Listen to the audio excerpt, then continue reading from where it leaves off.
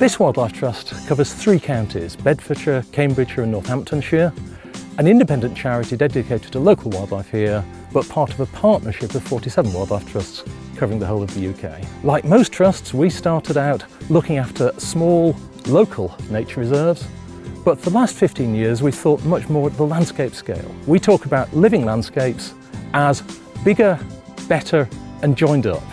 Bigger nature reserves, linking sites together, better managed with climate change in mind, joined up both physically across the country and reconnecting with local communities. Tottenham is definitely one of the reserves that most typifies our living landscapes approach in the North Chilterns Chalk. We started off with a couple of small areas, the kind of most important areas for wildlife.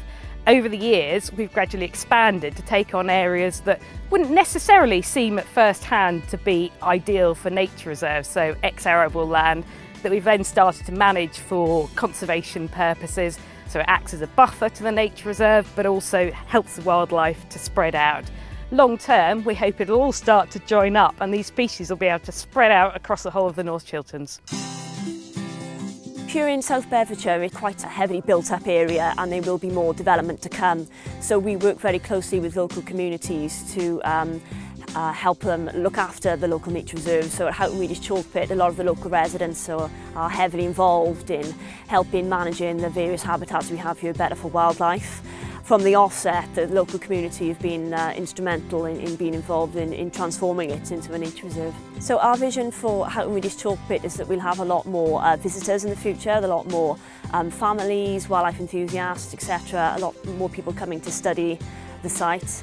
We recently started up a club for children of the age 8 to 12, so we hope that that's going to grow in time. And we've also got a youth ranger scheme for teenagers, so again we hope we're going to have more young people involved with looking after the nature reserve.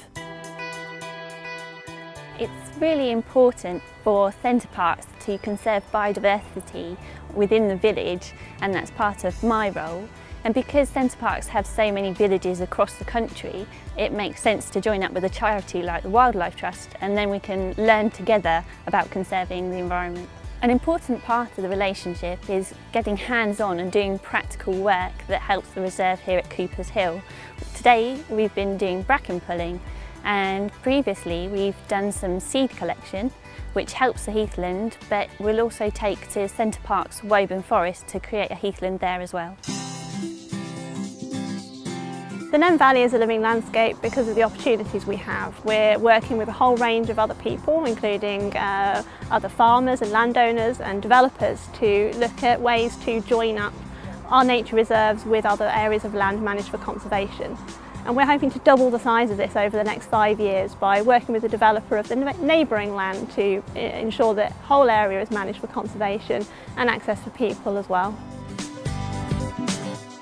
Nen Valley is very important for wildlife, and especially for wintering wildfowl, because earthen burr lakes and meadows contains a vast mosaic of lakes and ditches, sections of river and so on.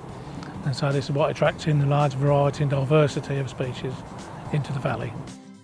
For me, just getting involved with them, to seeing what the Wildlife Trust has done down here, turning an area of ground that was just used for dumping cars, setting light to them, and fly tipping, turning it into somewhere really beautiful that all the family can enjoy. And it's a legacy at the end of the day. I know people say that a lot, but it is a legacy, and being part of it and making it work is, yeah, important. About 15 years ago we recognised that isolated nature reserves in an industrialised countryside were just not working for wildlife, and we've moved from focusing on individual sites to focusing on living landscapes. We started with the Great Fen in Cambridgeshire. There we have 2 existing nature reserves and a vision of 9,000 acres of restored habitat linking the old sites together at a landscape scale. That was the first ever living landscape.